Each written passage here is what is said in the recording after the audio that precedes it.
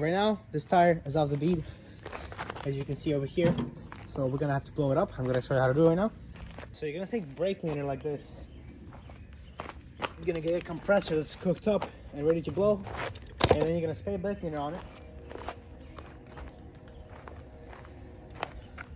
On the bead, light it up, and then compress it. This side will be better if I take it off.